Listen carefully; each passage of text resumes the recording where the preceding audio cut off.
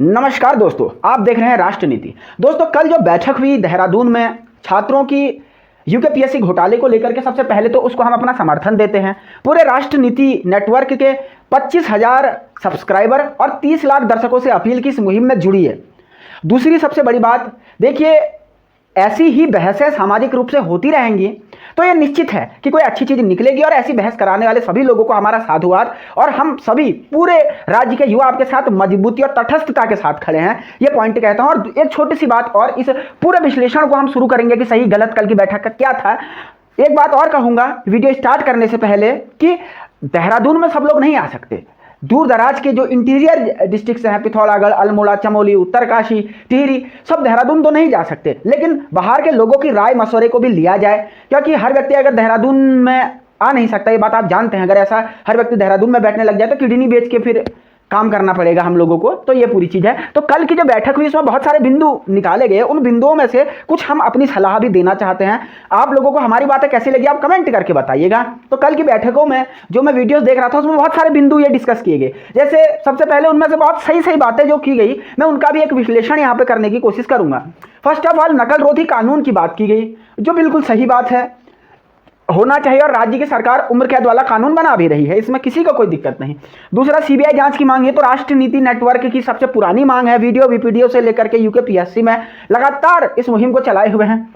इसके अलावा जो बच्चे तो उनको क्या कहेंगे, जो बागड़ बिल्ले भ्रष्टाचार का पैसा दिए हुए हैं, उनको हमेशा के लिए ब्लैकलिस्ट किया जाए, इसमें भी पूरे राज्य के लोग सहमत होंगे, कोई दिक्कत नहीं। इसके अलावा हम कह सकते हैं कि सभी को बंद किया जाए, मतलब ऐसी मांग रखी है कि पेपर से पहले पेपर बनाने वाले लोगों को, जैसे पार्लियामेंट में हलवा पार्टी होती है, बजट बनाने से पहले एक दिन सबको वो कमरे में बंद कर दिया जाता है कि हम तुम एक कमरे में बंद हो और चाबी खो जाए वाला, ये प्रकार की राय भी थोड़ा ठीक ठाक है। चलिए इसे भी आगे कर लेते हैं। महिला आरक्षण का मुद्दा जो उठाया गया था, निश्चित तौर पर उत्तराखंड की महिलाओं के आरक्षण के मुद्दे पर राष्ट्रनीति बिना शर्त समर्थन करता है। मिलना चाहिए, आने वाली भर्तियों में भी मिलना चाहिए, पुरानी भर्तियों में भी मिलना चाहिए जो नोटिफिकेशन आए हैं।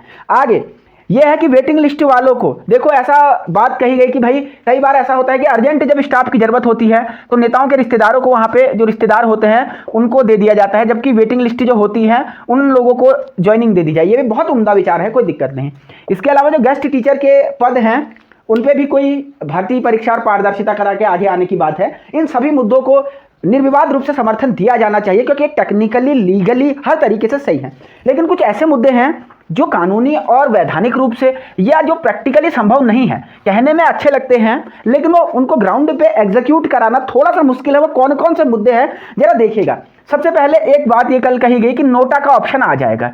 देखिए बिल्कुल इम्प्रैक्टिकल है। अब आप लोग कहेंगे कैसे, मैं बताता हूं, हाउ का जवाब आपको मैं देता हूं।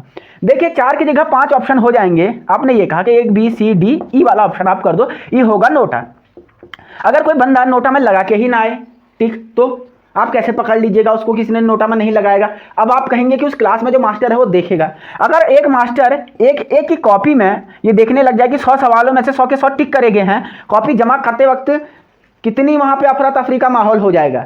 आप समझ रहे हैं क्या? इसको प्रैक्टिकली एग्जाम हॉल में 2 घंटे का पेपर, 3 घंटे फिर उसको चेक करने में लगेंगे कि भाई ये कितने बिंदु इसने बनाए हैं, नहीं बनाए हैं, है कि नहीं। और दूसरा, अगर चलो मान लिया कि 2-3 घंटे टीचरों को बैठा के आपने गोले बनवा भी दिए, चेक करवा भी दिए, क्या पता क्या उस टीचर को याद रहेगा कि मैंने किसकी कॉपी में कितने गोले देखे थे, इसने सारे गोले किए थे कि नहीं किए थे। बाद में भी तो एमआर चेंज हो सकती है आयोग जा करके।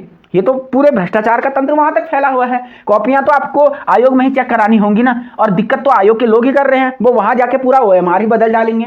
आप क्या कर लीजिएगा फिर? पहली ये अप्रयोगात्मक बात है। दूसरा, नाम सार्वजनिक करना, देखिए ये होना चाहिए।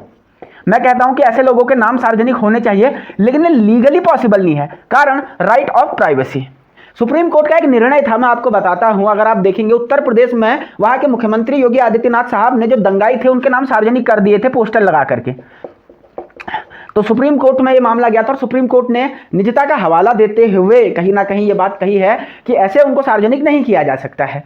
तो यहाँ पे भी ये जो कहीं ना कहीं वो वाला डिसीजन अप्लाई हो जाएगा। तो वैसे तो अच्छी बात है, लेकिन लीगली इसको करना पॉसिबल नहीं हो पाएगा, ये सबसे बड़ी बात है। इसके बाद 2-3 बातें और करी गई जो मैं यहाँ पे थोड़ा सा हमें दिक्कत है।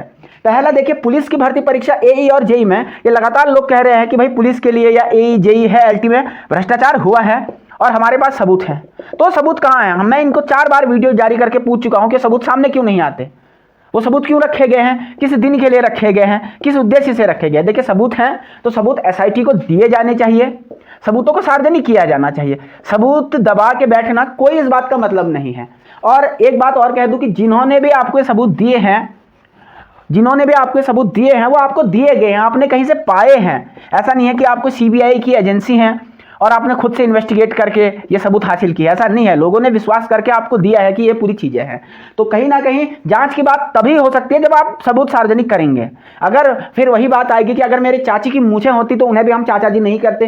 कानून या जांच अगर मगर संभावनाओं इस प्रकार से नहीं चलता है, ये बहुत ही साधारण सी बात है, समझना होगा इन लोगों को। सबूत को पहले सार्वजनिक कीजिए, उसके बाद ही आप कोई बात कीजिए कि आगे ये करना है या फला करना है।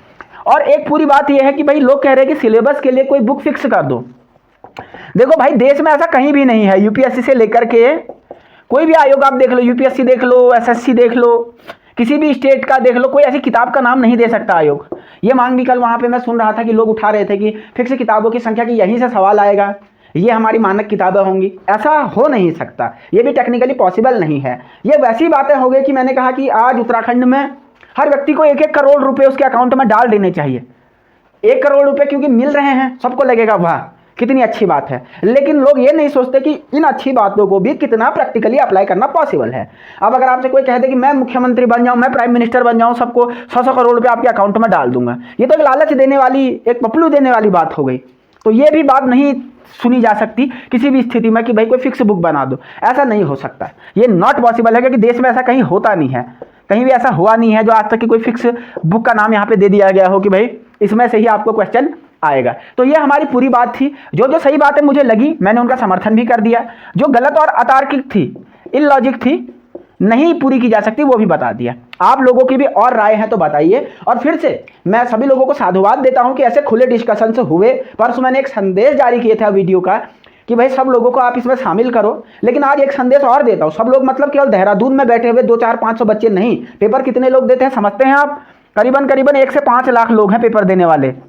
मिनिमम 1 लाख लोग देखते हैं, मैक्सिमम जो भर्ती सबके लिए होते हैं 4-5 लाख बच्चे देते हैं। तो 5 लाख बच्चों का प्रतिनिधित्व केवल 500 लोग बैठ के नहीं कर सकते। तो इसमें वेबिनार होने चाहिए, ऐसे पोर्टल्स बनने चाहिए और सुझाव मांगे जाने चाहिए। मांगे जा रहे हैं अच्छी बात है, लेकिन मैं चाहता हूं इस पर जूम पे मीटिंगें करवाई जाएं, लोगों को जो है अलग अलग जिलों में जो है सुझाव के लिए संगठन बना करके यहाँ पे गोष्ठियाँ करवाई जाएँ, एक व्यापक चर्चा होनी चाहिए। और एक बात और कि देहरादून में बैठे हुए 2-4-500 लोग ये भी ना समझे कि हम लोग ग्राउंड पे नहीं आ रहे हैं या वो चीज़ें नहीं कर रहे, क्योंकि कई लोग हमको ऐसा बोलते रहते हैं कि देहरादून आओ, देहरादून आओ। देहरादून में क्या है भाई?